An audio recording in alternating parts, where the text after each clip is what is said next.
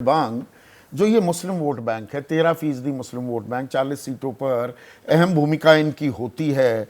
और Asaduddin Owaisi larger than life उनकी image है भाई। 2 MP की पार्टी पर उनकी गूंज किसी भी राष्ट्रीय दल के बराबर की है। और मीडिया प्रेजेंस भी, मतलब 1-1 घंटे का ओवैसी का इंटरव्यू एक आम बात है। पर क्या ये मुस्लिम वोट बैंक शिफ्ट हो रहा है क्या? और जो वो शत्रपों के पास चला गया था 90 के दशक के बाद खासकर, क्या उसमें एक आप चर्निंग देख रहे हैं? और उसकी बानगी क्या हमें साफ तेलंगाना में दिख रही है और ओवैसी के लिए खतरे की घंटी बज रही है क्या? जी हाँ, बिल्कुल। ये आप तेलंगाना में साफ देख सकते हैं किस तरह से जो मुस्लिम वोट है वो एक तरीके से शिफ्ट होता नज़र आ रहा है। और मेरे ख्याल से उसकी बड़ी वजह यह है कि ये बहुत परसेप्शन बन गया कि जब भी मेजर इश्यूज हुए हैं तो TRS ने बीजेपी के साथ वोट किया। उनकी जो बेटी का जिक्र जो किया जा रहा था, उनकी बेटी यानी मनीष सिसोदिया गिरफ्तार हो जाते हैं, बेटी अभी भी गिरफ्तार नहीं हुई है, तो संजय सिंह जेल में चले जाते हैं। तो इसका मतलब अंदरूनी खाने कुछ बातचीत जरूर है। ये जो एक परसेप्शन है इसने बहुत जोर पकड़ा है। और एक ये बात है वहाँ की बीजेपी के जो उभार की बात कि भाई कौन सी ऐसी शक्ति है जो ध्यान रखती है माइनॉरिटी मुस्लिम कम्युनिटी, जो बीजेपी को वहाँ हरा सकती है।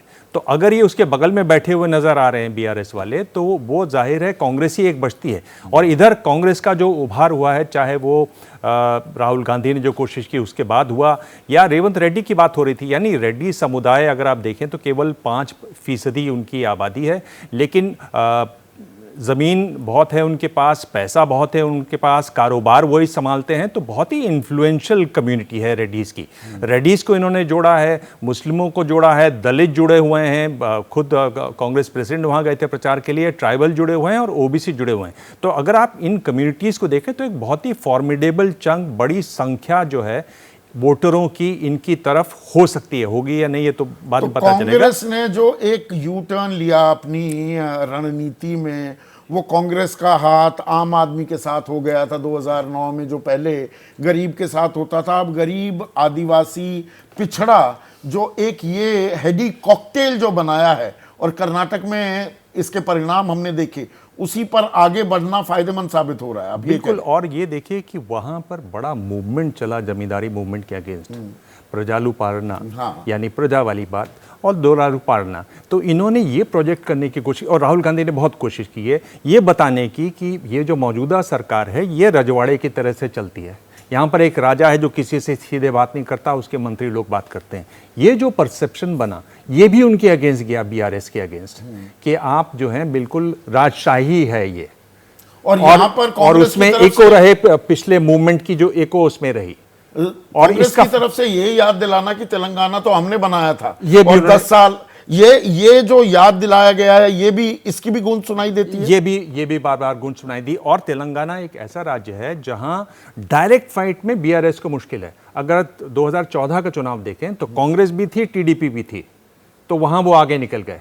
अगर आप आगे आइए, पिछला जो चुनाव था उसमें बीजेपी और कांग्रेस दोनों लड़ती हुई दिखाई दी BRS के साथ। यहां अगर ये सीधी टक्कर होती है, यहां जो विजय कह रहे थे, यहां दरअसल सब कांग्रेस से लड़ रहे हैं, पहले वो BRS से लड़ते थे। सब जो कांग्रेस से लड़ रहे हैं उसी से कांग्रेस ज्यादा फोकस में आ रही है। हाँ। और इसको कोर्स करेक्शन करने की कोशिश की बीजेपी ने। अगर आप देखें तो शुरुआत में बीजेपी ने बड़े तीखे हमले किए BRS पर, और ये भी परसेप्शन लोगों को समझ में आया कि आप तीखे हमले इसलिए कर रहे हो क्योंकि आप ये परसेप्शन बनाना चाह रहे हो कि हमारी इनसे दूरी है। हाँ, दरअसल कविता को समन्स भी दिए गए, दिल्ली में हाजिरी भी हुई, उसके बाद एक सन्नाटा छा गया। हाँ, पर क्या होता है कि जब ये चीज एकदम खुल जाती है कि यार हम जान रहे हैं आप लोग क्यों इतना हमला कर रहे हो, तो उसकी जो गुब्बारे की हवा निकलती है, कुछ वैसे ही हुआ बीजेपी के साथ। यानी बीजेपी का जो प्रचार है और उसके साथ साथ BRS का जो बैठना है वो इसलिए हुआ, इसलिए बहुत उभार दिख रहा है कांग्रेस की तरफ। जैसे ही घड़ी का काटा दोपहर 2:30 पे आए, बबीता जी का दिल सास बहू साजिश के लिए मचल जाए। और ये है इनकी बहू, पूरे दिन ऑफिस की टेंशन हो जाए गॉन जब ये करें अपना फेवरेट शो फ्री टाइम पे ऑन।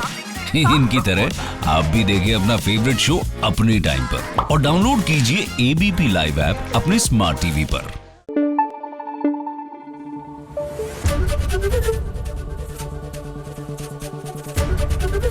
ABP न्यूज, आपको रखे आगे।